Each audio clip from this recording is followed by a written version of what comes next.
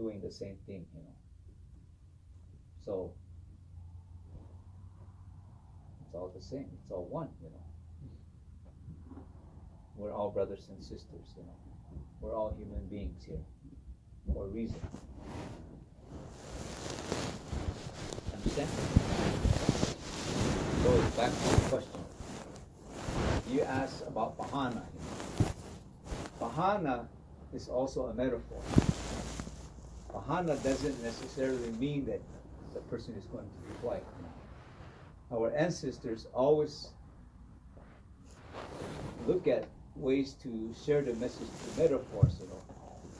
So one of my elders had said, Bahana is already here. Bahana has already been here within a long time watching us, you know.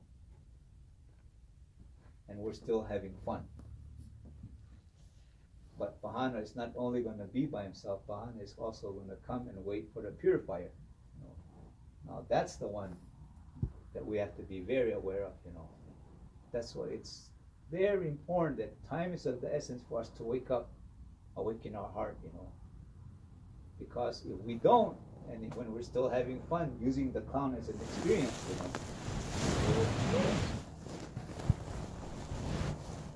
All of these were meant for us to learn, you know, and be wiser of what is going to happen in the future, you know. And everything depends on our daily actions in life, you know. I've wasted 1/3 of my life because of drinking, you know. But now I'm a better person because of it, you know. So time is very important to me also, you know. I do my best not to waste my time, you know. So that's why we decided to come down here. We're grateful that Nicole and Stephen, you know, helped us, you know, so we can share the message, so that we can renew our life. And even though our lives are good, like mine, even though this unfortunate thing happened, I also found it to be a blessing, you know. I have to learn from it, and I know I will grow from it and prosper more, you know. And I wouldn't have been able to do this, you know, from our friends, or really from the Japanese friends also too, you know. The word spread, and a lot of people have been ordering from me, you know. So this is all I have of what had happened. So with what I make from here, I'll buy more silver to create more, you know. But the important thing is that the message has to be shared, because this is the time, this month is what we call Kyamuya, you know. December is called Kyamuya, the month that we have to be very respectful, very grateful for Mother Earth for carrying us a whole nother year as we go into the new year, you know. So now we shouldn't be so loud. We shouldn't be drumming. We shouldn't be singing. We have to be quiet. And at night, this is when our elders told us the stories, you know. And within each story is a teaching, a message, you know. So it's the right time to be here with everyone here, you know. But then we're not just by ourselves. We're with our ancestors, you know. They're here with each and every one of us. Not just the beautiful place here, but every one of you has an ancestor. Wherever you come from, it's within you, with your bloodline, you know, your heart, your mind. And I'm happy to have my little sister from Ecuador also here, you know. Her ancestors are here with us also too. You know. Like my kwa would say again, Itam kananaf unangon. Yes, we are never alone. There's always someone with us. Creator's always watching. But then we also have a guardian spirit with us all the time, you know. For me, I'm very grateful, because when I was drinking, when I blacked out, I always was fortunate to wake up, you know. Even though I may not know what I've done, but when my friends tell me what I've done, I would be embarrassed, you know, because I was that kind of a drunk, you know, that would do very stupid things, you know. But then I would say, I'll never do that again. But when somebody offers me a drink, without thinking, I'll drink it again, you know. So I look back at that life and I say, I was very grateful that my spirit, my guardian angel, was there with me. Otherwise, I wouldn't have wake up, you know. And a lot of my buddies that I drank with, they died very drastically, you know. So I'm very fortunate, very grateful to be given another opportunity, And I also come to honor alcohol and respect it because the power it had over me. And I realized why they call it spirits, because it made me a whole different person, It made me a very violent person, Very violent towards my wife also too, Very disrespectful, very dishonest. It made me a whole different person, But she taught me compassion. She forgave me, And I learned that through her. She's a strong woman to be with a person like me. I'm glad she's sleeping, but she's not listening. She's listening. So this experience that I have, I'm not ashamed to share it because every time I share it, it gives me a little bit more strength to not be that person again. I'm very fortunate, And now I'm very amazed of how my life has changed, I'm so grateful that it's pretty unbelievable, I'm like, that's what I want for the people, wake up, change, remember the teachings, It's very simple, but quite powerful. I didn't do it alone. I prayed, I asked for Creator for help, and within a week, people were knocking, Come in. Have you heard the word of God today? No, not today. We're Jehovah's Witness. Oh, come on in. And then a week later, the Mormons came, and even the Catholic priest that I met in jail many times, doing jail meetings. And I look back, and I'm like, wow, those are pretty interesting things, But 3 months later, they all wanted to baptize me. And I'm like, hold on, I don't need to be baptized because I know who I am, I know there's only one Creator, one God, But we all have our ways of respecting the honorable supreme being. And I use this to share this, When Masa said for us to go in our own direction, I'm telling you only what our ancestors went in the direction. But your ancestors went in their own direction also. So many of you are the white cloud, Myself, Nicole, and my family, my sister, we are the red cloud, And then we have our brothers and sisters of the south, the black cloud. Our sister back here, from the yellow cloud, the Japanese, the east. And we are all binded and bounded by the color blue, which is water. Over 75% of our body is made out of water, So our saying, our teaching is, Itam susul o umalte. We are all clouds. So whatever color your skin is, you are that rain cloud. Now we were put in all four corners of Mother Earth, north, south, east, west, to help keep the world in balance with our own respectable ways. These are prayer feathers from all of humanity to that one being above us, God, Creator, Allah, whatever you want to call it in your own respectable culture, And the blood, the red, is the blood that we all have of our ancestors. And when we all come together, we form the rainbow. You've heard the saying, we are the ones we've been waiting for, the rainbow warriors, And it's all of us coming together, all the colors of the clouds coming together, Another teaching is, here is the universe, Father Universe, into Mother Earth. And when we plant the seeds, we nurture it with life, comes with the teaching, so that we all can benefit from it. Not just humanity, but all life. Here on Mother Earth, through the water, through the universe, Everything again in oneness, So this is what is possible that we can achieve.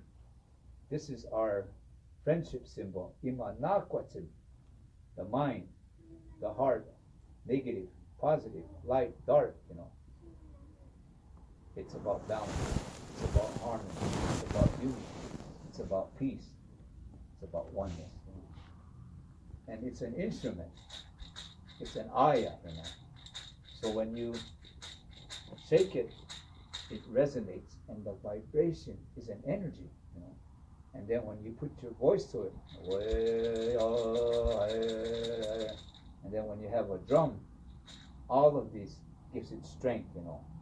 So by itself, it's strong, but with more, it becomes more powerful. So another teaching is rattle, you know. I wish I could sing, but not yet, you know. I have to wait till maybe 4 more days, then we can start to sing again and prepare for the new year when we have buffalo dances, deer dances, eagle dances, and we use these animals to bring and call in the snow, you know, because the buffalo and the deer has the essence of coldness, you know? And the eagle is our messenger also too. So that's what we're looking forward to. But for now, we have to be patient. And tonight we go back home, and then we wait for the prayer feathers before the sunset comes up tomorrow, you know, to renew our life. So when I go pray tomorrow, I will pray for all of you that you've come into this circle with us, you know, today. Okay? Quiet. How are we on time? Are we? I gotta go way over.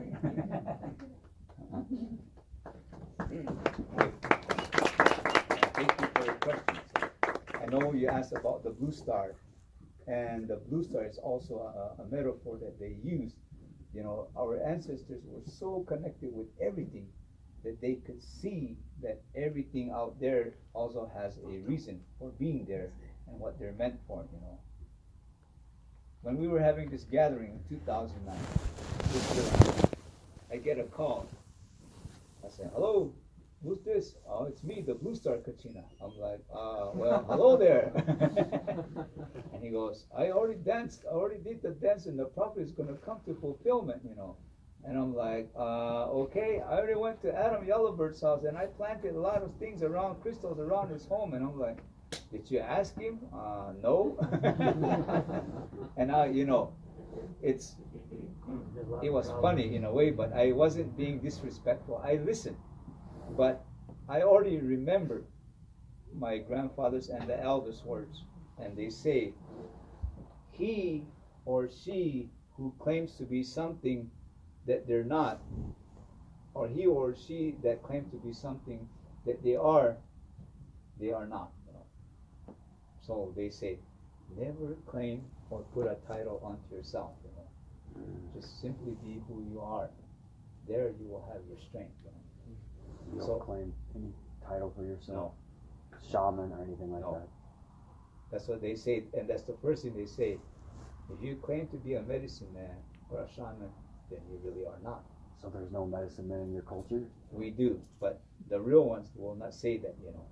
But you guys call them that, but they don't say that they're that. Yeah, it's very, and humility is the basis of our foundation of what it is to be Hopi, you know. It's very hard to be humble, you know. Yeah. He is the most compassionate being I know, you know. Even though he knew what the ancestors did to themselves, he still allowed them to live with him here, you know, all of us. And he still knew what we were going to do, and he still allowed us to live with him. That to me is the most compassionate being, you know. Without his acceptance, we would not all be here, you know.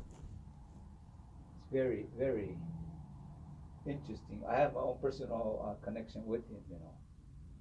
And I'm very grateful for him, you know, for teaching me.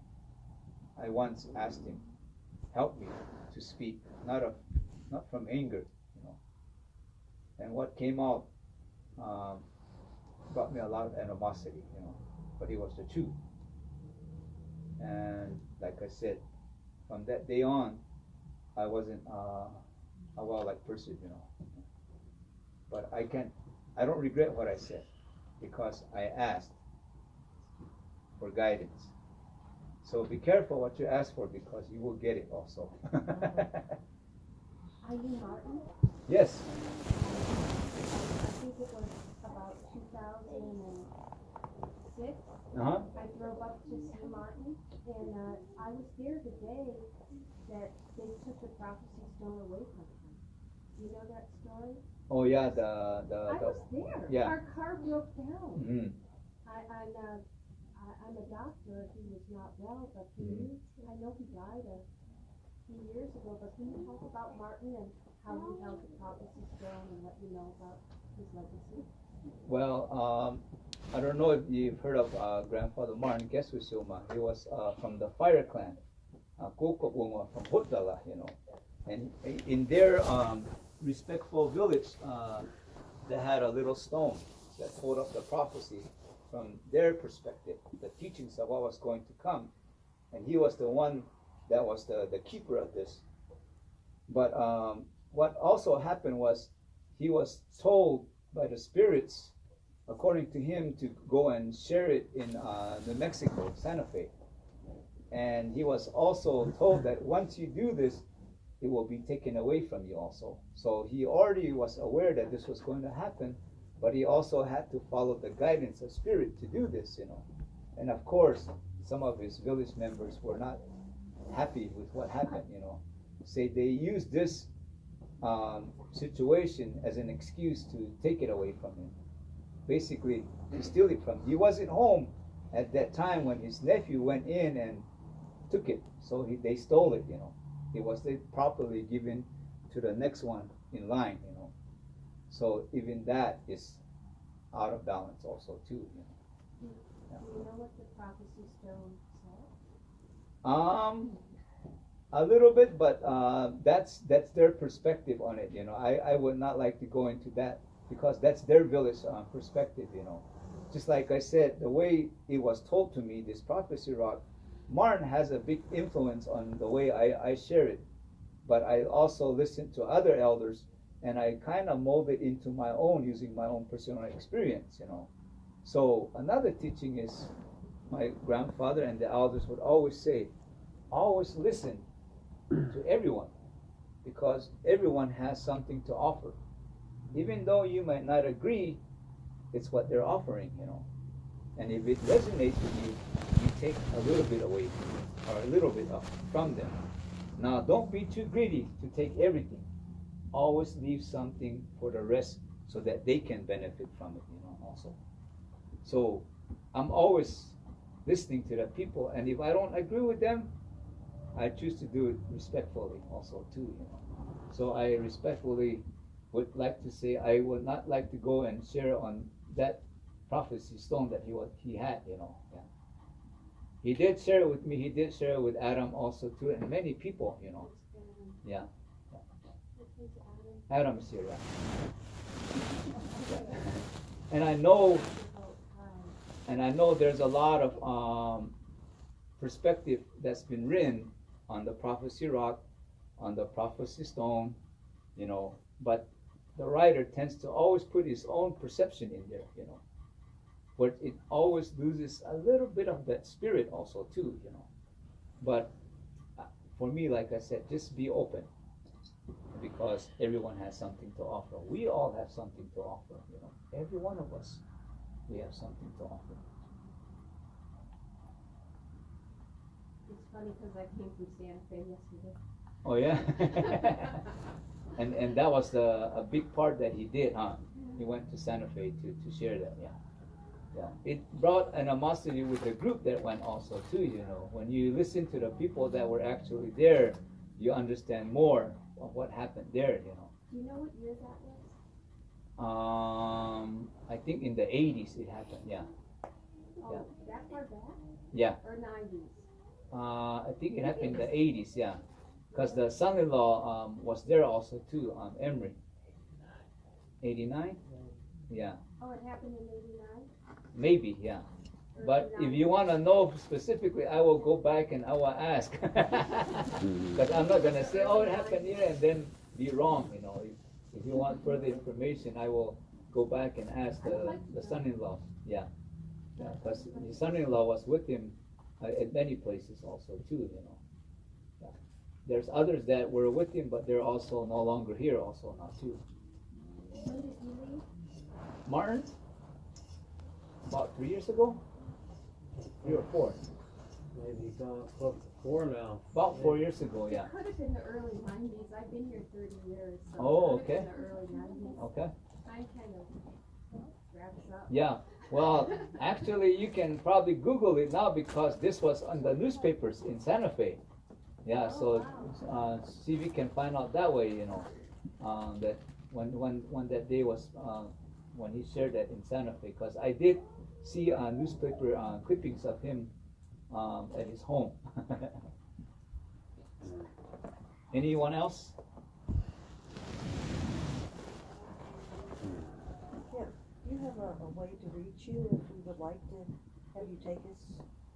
Yeah, just go up to a cathedral rock and just yell out my name and you can, You'll- I can hear you. Alright. Yeah. I will do that. Yeah, I have some cards here, yeah. Okay. Good, good. I'll Yeah, try to. I'm not always too serious also too. I like to joke around, you know. Martin lived on the third Mason, right? Yes, yeah, You're on the second. yes. So the third is fire, what one is yours? I'm water, Fire. yes. And what's first? Fire water.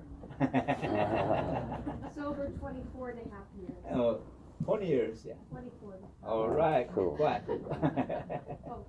Yeah, even speaking of firewater, I look back at our ancestors, and I have to say that the ones that first came in, the settlers, they found out how easy the natives were prone to addiction, you know. Mm.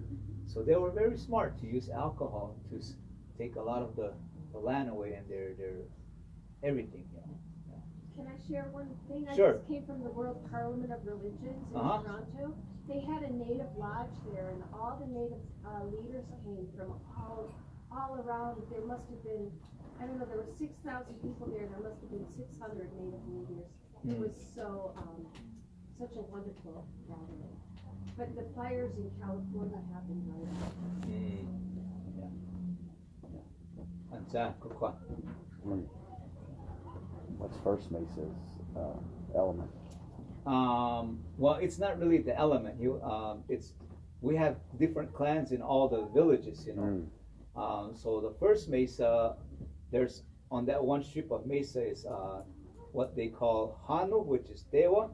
Now Tewa is not really Hopi. They came from New Mexico area, more from.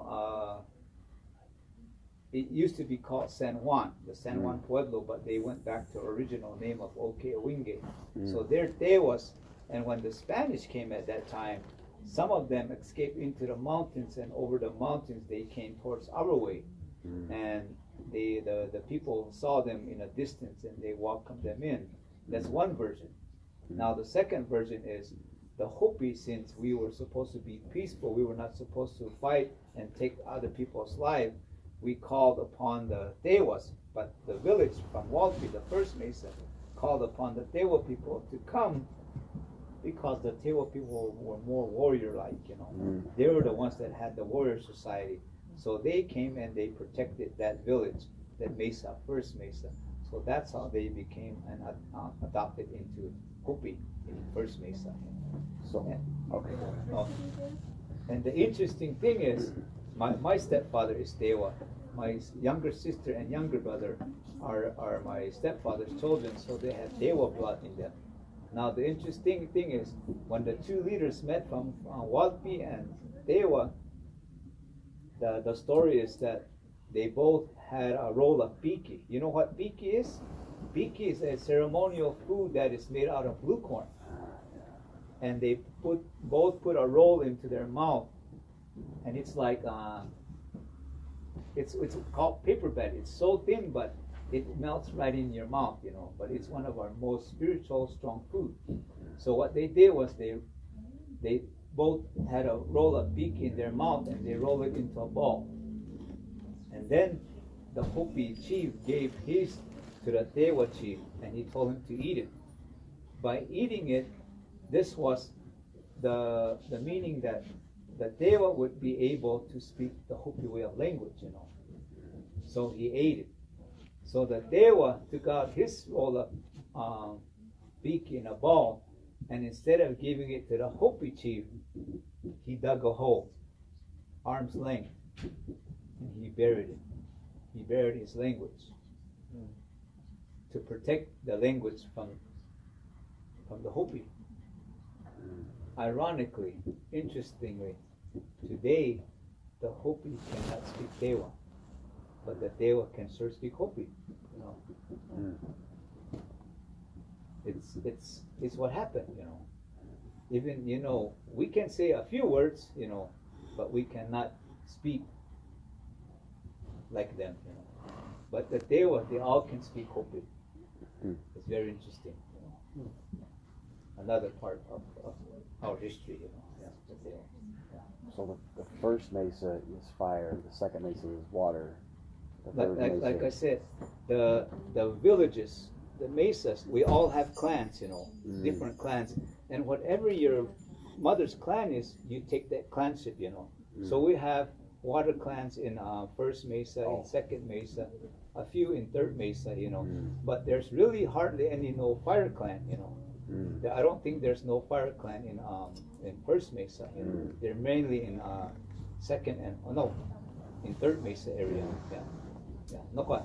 Oh, she's fire clan. My midway. My son's girlfriend is fire clan. Oh, okay. My business cards, Mom. It's way at the bottom somewhere.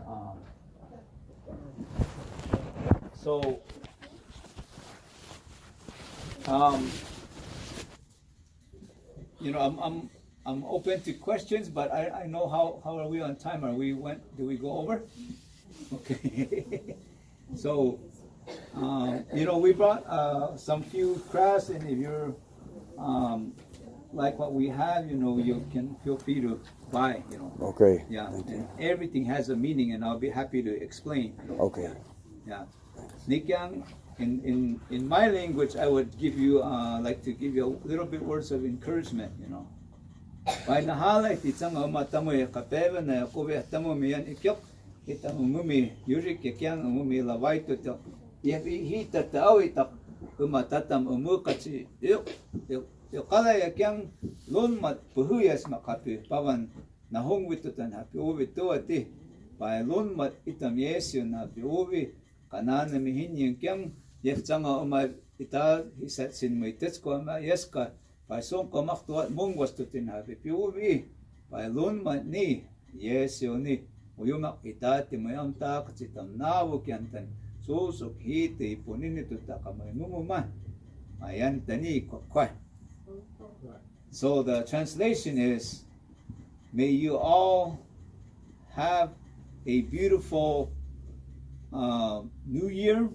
May everything that we shared together, may it give you the strength to that you can benefit in every aspect of your life, And since you live in this beautiful land of our spirits, our ancestors, I know that you will benefit or have benefited in many ways, So we all give you our strength, our prayers from our heart for your life, A long life, a healthy life, a happy, Hopi life.